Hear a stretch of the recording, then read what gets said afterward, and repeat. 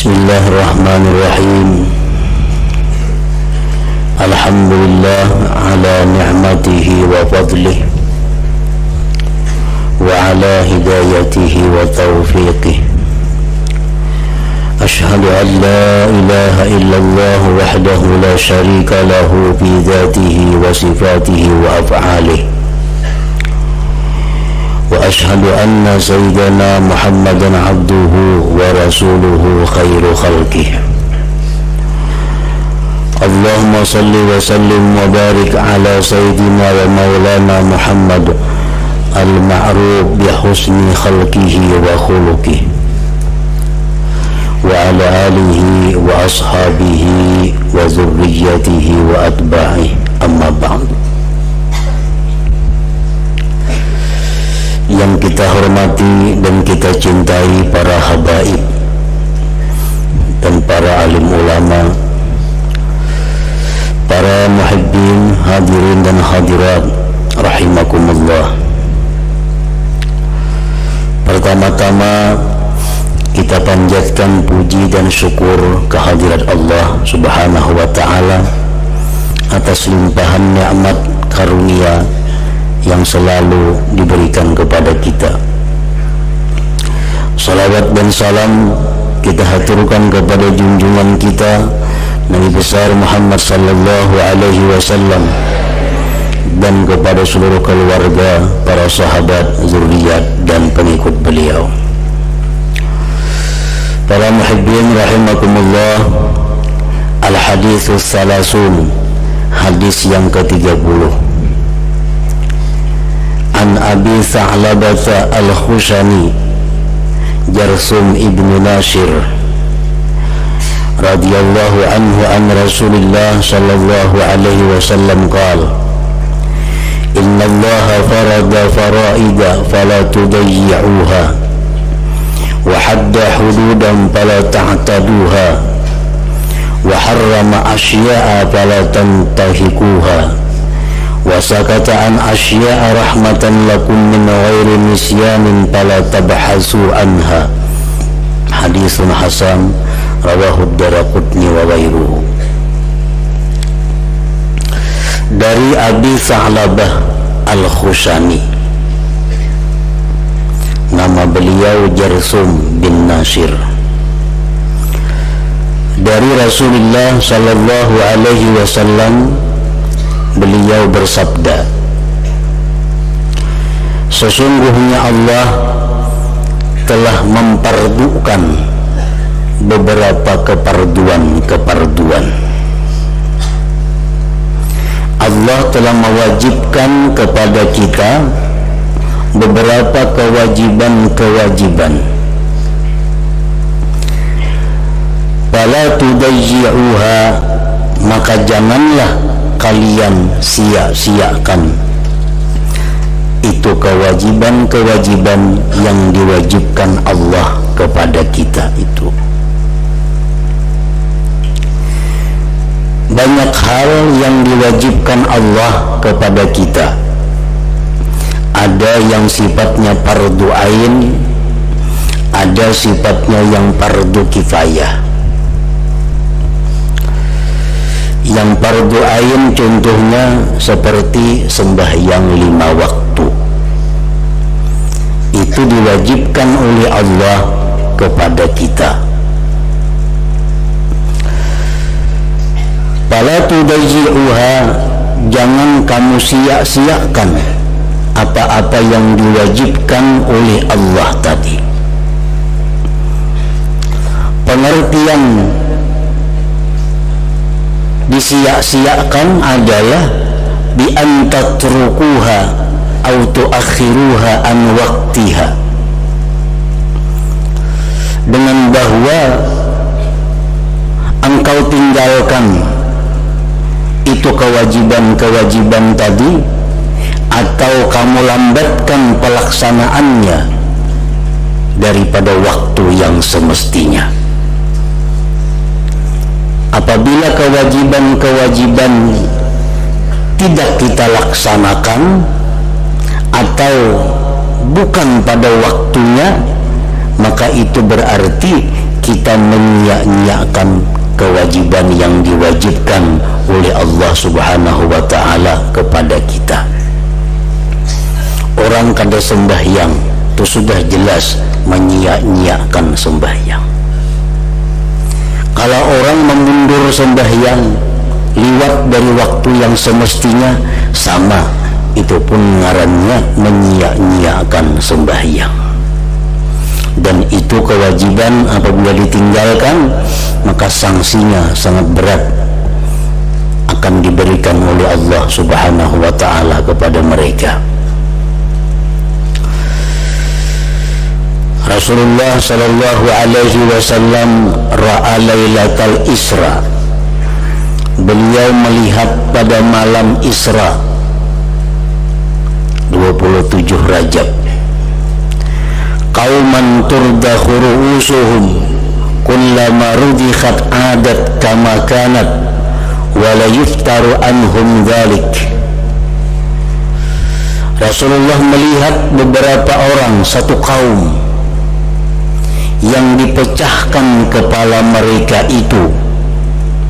Manakala kepala mereka tadi dipecahkan, kepala itu kembali seperti semula dan tidak ada lambat daripada mereka yang demikian.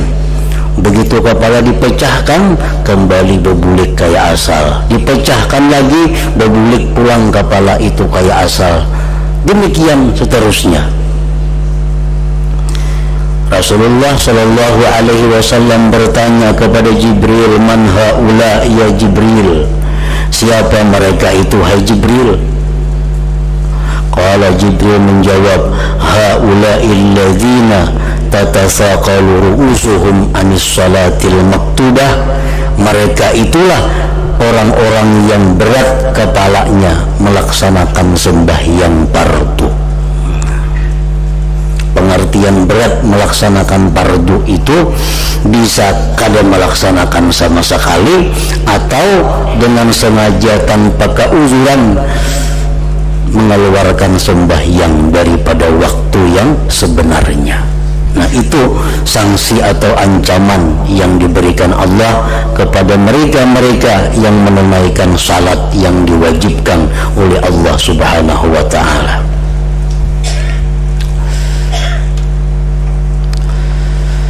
Di dalam hadis yang lain, Rasulullah sallallahu alaihi wasallam menyatakan bahwa orang yang meninggalkan sembahyang itu atau melalaikan sembahyang dengan sengaja daripada waktunya, itu di akhirat nanti dia akan dikumpulkan dengan Fir'aun atau dengan Qarun atau dengan Haman atau dengan Ubay bin Khalaf.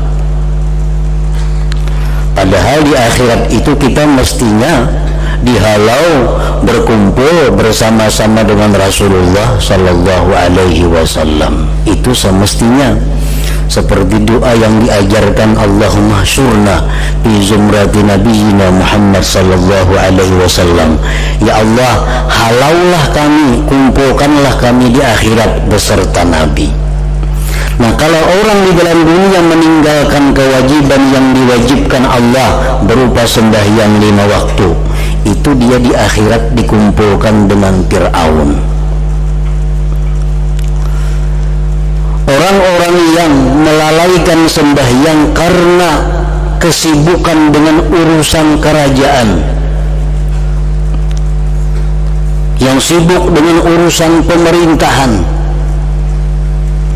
sehingga sembahyang prai atau sembahyang tertunda daripada waktunya karena sibuk urusan kantor pemerintahan. Nah, ini orang di akhirat bersama-sama Fir'aun. Bersama-sama Fir'aun.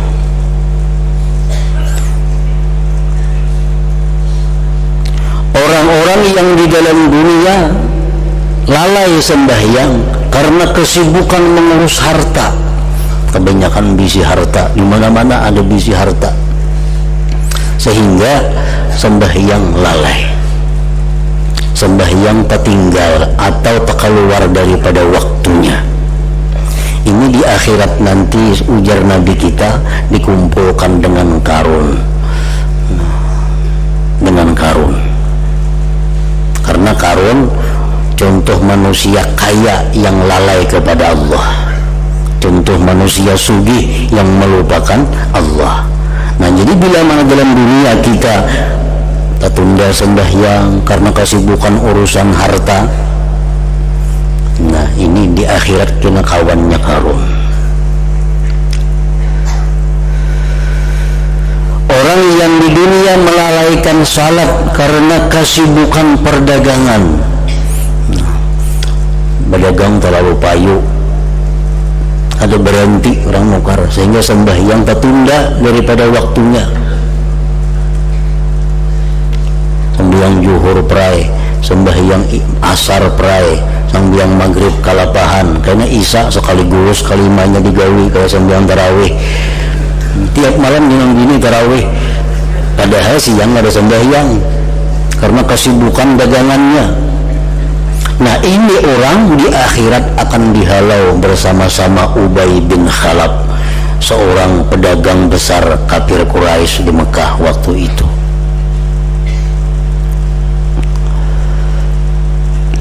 Orang yang di dalam dunia melalaikan salat atau meninggalkan salat karena kesibukan pekerjaan-pekerjaan kepegawaian. Nah, kepegawaian, orang jadi pegawai, pembantu pemerintah, sibuk urusan pekerjaannya, ini di akhirat dia akan dikumpulkan bersama Haman. Haman ini adalah pegawainya Firaun. Nah, itu disabdakan oleh Rasulullah Sallallahu Alaihi Wasallam. Jadi Allah Subhanahu wa Ta'ala mewajibkan berbagai macam kewajiban kepada kita. Jangan sekali-kali kita lalaikan kewajiban itu, karena setiap kewajiban yang diwajibkan Allah kepada kita itu pasti di dalamnya banyak mengandung kebaikan-kebaikan yang banyak untuk kita, baik di dunia atau di akhirat. Allah kadang akan menyuruh kita untuk menyengsarakan kita. Allah kadang menyuruh kita untuk menyusahkan kita. Apalagi setiap yang disuruh Allah itu pasti mengandung banyak manfaat, banyak faidah, banyak kebaikan, baik di dunia atau di akhirat. Wa hadda hududan fala ta'taduha, dan Allah membikin sanksi-sanksi bagi mereka yang melanggar undang-undang tertentu. Fala ta'taduha, maka janganlah kalian lampaui sanksi-sanksi itu.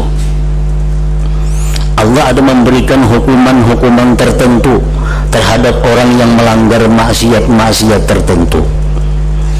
Nah, bila mana itu terjadi, jangan kalau dilaksanakan hukum Allah tersebut. Contohnya, orang yang melakukan perzinahan.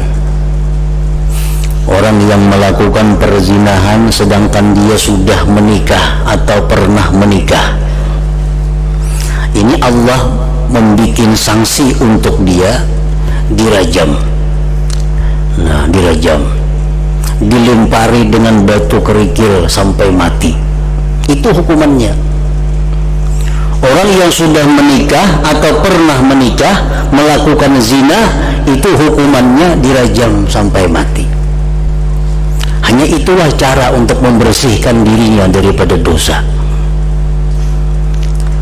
Nah, kalau tobat saja kepada Allah, tobat, belum tentu Allah menerima tobatnya. Barangkali kada cukup syarat-syarat tobat.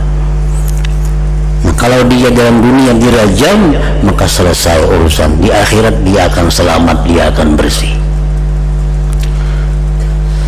Nah, bagi orang yang belum pernah kawin, melakukan zina, itu dicambuk 100 kali. 100 kali dicambuk dan diasingkan ke lain tempat selama 1 tahun. Nah, itu had sanksi dari Allah. Dan ini dilakukan di zaman Rasulullah Sallallahu Alaihi Wasallam. Seorang perempuan pernah datang kepada Rasulullah, "Wahai Rasulullah, tahhirni, bersihkan ulun hai Rasulullah, sucikan diri ulun wahai Rasulullah." Kenapa garangnya Nabi? Ulun melakukan perzinahan. Nah, kalau demikian maka hukumannya adalah rajam, karena ini perempuan sudah pernah bersuami.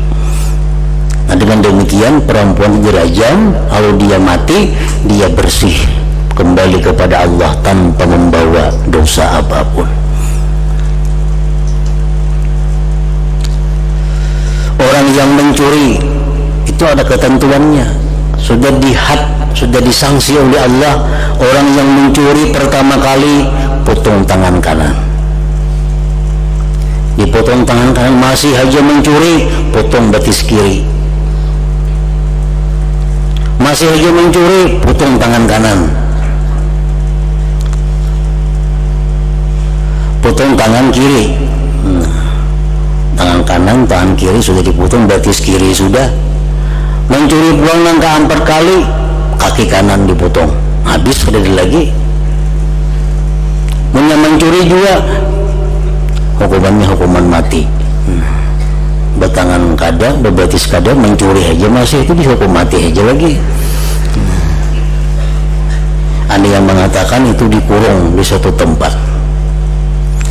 Nah, ini peraturan-peraturan Allah jangan dilangkaui, jangan dibiarkan, jangan tidak digunakan. Ini undang-undang dari Allah. Wa hadda hududan fala ta'taduha. Wa harrama asya'an fala tantahikuha. Dan Allah mengharamkan berbagai macam sesuatu, maka jangan kamu langgar dia. Apa yang Allah haramkan itu pasti membahayakan kita. Sekecil apapun yang dilarang Allah, walaupun sekilas kada apa-apa, tapi di dalamnya sangat banyak mengandung bahaya-bahaya untuk diri kita. Makanya kita dibukakan Tuhan mata hati, niscaya kita melihat setiap perbuatan maksiat itu adalah laksana racun yang membunuh kita. Setiap yang diharamkan Allah itu pasti mencelakakan kita. Walaupun secara zahir kelihatan nyaman, kelihatan selamat, kelihatan sukses, tapi pada hakikatnya setiap yang haram itu adalah membunuh dan menyengsarakan. Oleh karena itu Rasulullah mengatakan, Allah mengharamkan berbagai macam sesuatu, maka janganlah kamu langgar sesuatu yang diharamkan Allah tadi. Wa sakata an asya'a rahmatan lakum min ghairi nisyanin fala tabhasu anha. Dan Allah diam, artinya Allah menghalalkan kada, mengharam kada, menyuruh kadada, melarang kadada dari sesuatu karena Allah sayang bagi kamu. Bukan berarti Allah lupa, bukan Allah itu lupa. Kalau ada sesuatu Allah kadada menyuruh, kadada melarang, bukan berarti Allah lupa. Itu Allah karena sayang melawan kita. Maka dari suruh Tuhan itu fala tabhasu anha, jangan kamu bahas daripadanya. Nang Tuhan kada menyuruh mencari, jangan dicari. Nang Tuhan kada menyuruh memikirkan, jangan dipikirkan.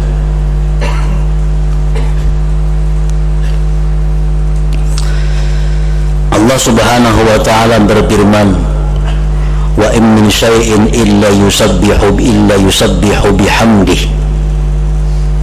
Tidak ada dari sesuatu melainkan bertasbih memuji Allah. Batu bertasbih memuji Allah, pohon bertasbih memuji Allah, hewan, seluruh hewan bertasbih memuji Allah. Nah, Allah menerangkan demikian. Dan Allah kalau dia menyuruh kita menakunakan kayak apa tasbihnya itu batu, kayak apa kambing itu bertasbih, kayak apa ayam bertasbih. Allah kadang menerangkan, dan Allah kadang menyuruh kita belajar itu karena kita bukan kambing. Ada yang mencari menjadi Tuhan batu bertasbih, kayak apa tasbihnya? Kita kada batu, lain urusan kita. Cuma Allah menerangkan bahwa batu-batuan itu bertasbih kepada Allah. Nah, jangan dicari sesuatu yang Allah kadang menyuruh mencari. Allah kadang menyuruh, bukan Tuhan itu lupa kada, tapi Tuhan karena sayang kepada kita. Nah, para muhibbin rahimakumullah, sesuatu yang kita dilarang memikirkan jangan dipikirkan. Sesuatu yang kita diperintah untuk memikirkan, nah itulah yang kita pikirkan.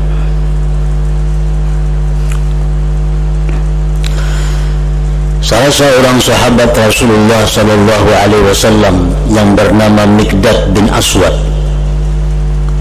beliau berkata, aku masuk ke tempat Abu Hurairah radhiyallahu anhu. Aku mendengar Abu Hurairah berkata, Rasulullah bersabda, tafakkuru sa'atin khairun min ibadati sanah. Ujar Abu Hurairah, Rasulullah menyatakan, berpikir sesaat, tafakkur sesaat lebih baik daripada beribadat 1 tahun. Kemudian ujar Miqdad, aku masuk ke tempat Ibnu Abbas radhiyallahu anhuma. Aku dengar Ibnu Abbas berkata, Rasulullah sallallahu alaihi wasallam bersabda, tafakkuru sa'atin khairun min ibadati 7 sinin. Tafakkur sesaat lebih baik dari ibadah 7 tahun. Nah, tadi Abu Hurairah mendahkan 1 tahun, Ibnu Abbas madahkan 7 tahun. Sama-sama sumber daripada Rasulullah sallallahu alaihi wasallam.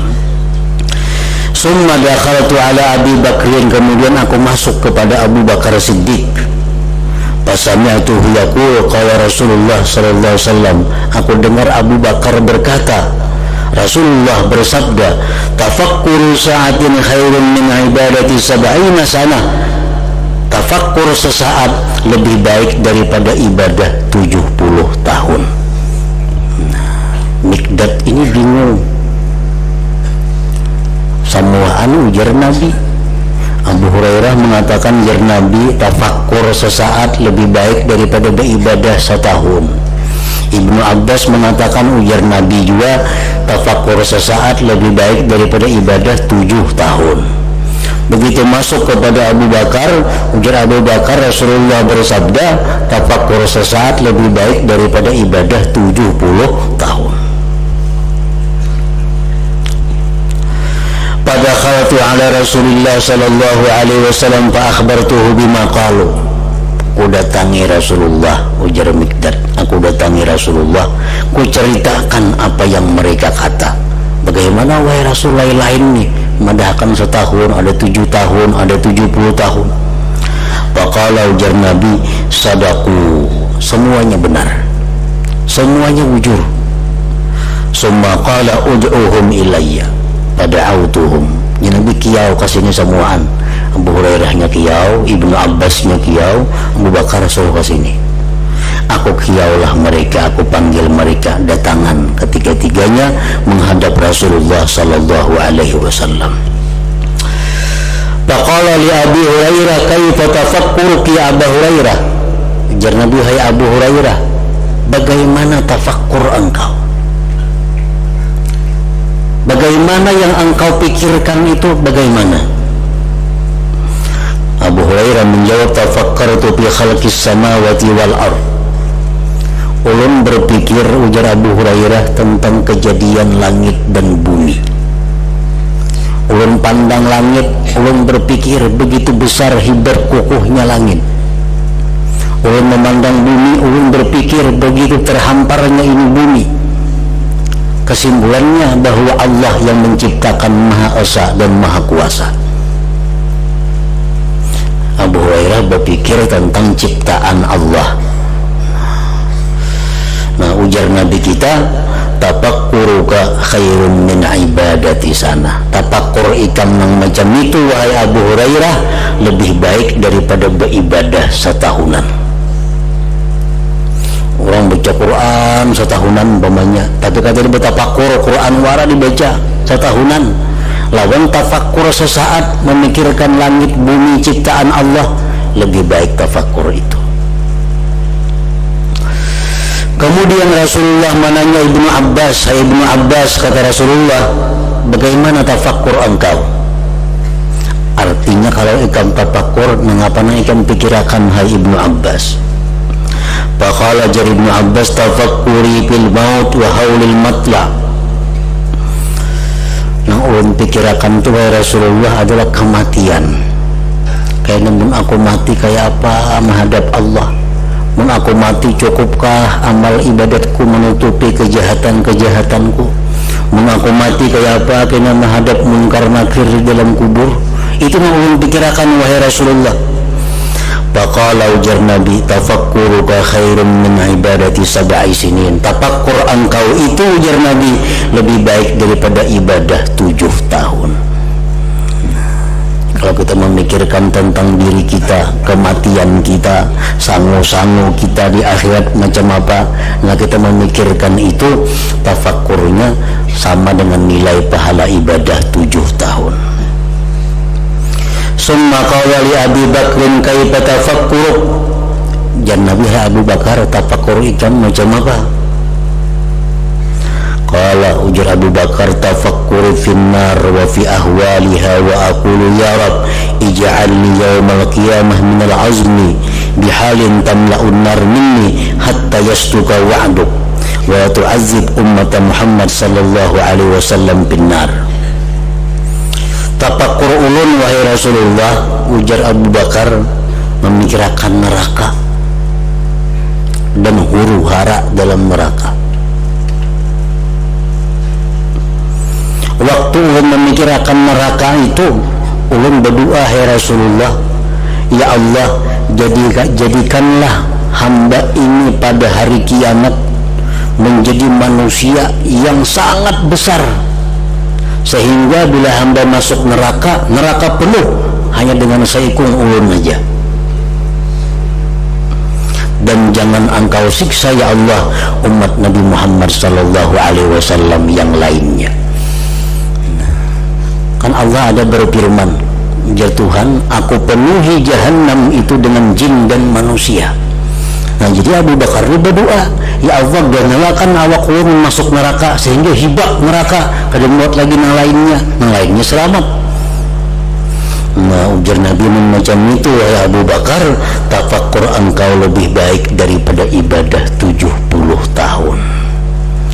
Artinya kalau kita berpikir untuk kemaslahatan umat, kita berpikir untuk kenyamanan orang banyak, kita berpikir untuk kebahagiaan orang banyak, itu nilai tafakkur kita lebih baik daripada ibadah 70 tahun. Seperti apa yang dipikirkan Abu Bakar tadi tentang neraka, bagaimana huru haranya. Lalu sering berdoa lawan Tuhan supaya dijadikan dengan masuk neraka, dijadikan awak hibak api neraka. Rasulullah SAW bersabda, "Ar'afu ummati bi ummati Abu Bakrin," ujar Nabi, paling sayang umatku dengan umatku yang lain adalah Abu Bakar Siddiq, yang rela mengorbankan tubuhnya masuk neraka asal umat yang lain kada masuk api neraka. Itu contoh tafakkurnya Abu Bakar. Nah, para muhibbin rahimakumullah, tafakkur seperti tadi itu tafakkur yang diperintah, tafakkur yang membawa pahala, tafakkur yang membawa keuntungan. Nah, dan banyak contoh-contoh tafakkur yang dilarang. Tafakkur yang dilarang, tafakkur memikirkan menipu orang. Nah, pici kepala malam isuk kayak apa caranya membunuh orang nih, itu tafakkur nang dilarang. Tafakkur tentang mensiasati hukum Allah, hukum Allah diakalani supaya nang kada boleh jadi boleh. Hukum Tuhan diakalani, dalam istilah agama hilah. hukum Tuhan disiasati. Macam ini hukumnya riba. Nah, karena berbunga duitnya riba itu sudah jelas. Diakalani kayak apa tekniknya supaya jangan riba nih. Nah, diputar-putar jadi macam apa jadinya, sehingga modelnya kayak kada riba padahal berbunga juga. Nah, ini tafakur yang dilarang, tafakur yang membahayakan. Tafakur tentang zat Allah itu kada boleh.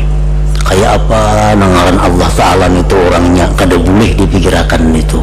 Di mana si dintu begana majinnya kada boleh dipikirkan. Nah, tafakur yang dianjurkan, yang mana kita diperintah tafakur seperti 3 contoh yang tadi. Nah, kemudian hadis yang ke-31 ila hadratin Nabi sallallahu alaihi wasallam al-Fatihah. Bismillahirrahmanirrahim. Iyyaka na'budu wa iyyaka nasta'in. Shiratal ladzina an'amta 'alaihim. Asyhadu an la ilaha illallah wahdahu la syarika lahu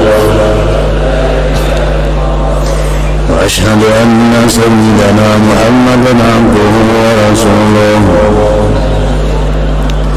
La ilaha illallah nastaghfirullah. La ilaha illallah nastaghfirullah. La ilaha illallah nastaghfirullah.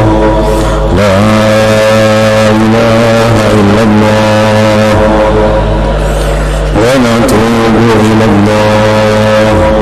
La ilaha illallah Muhammadur Rasulullah sallallahu alaihi wasallam.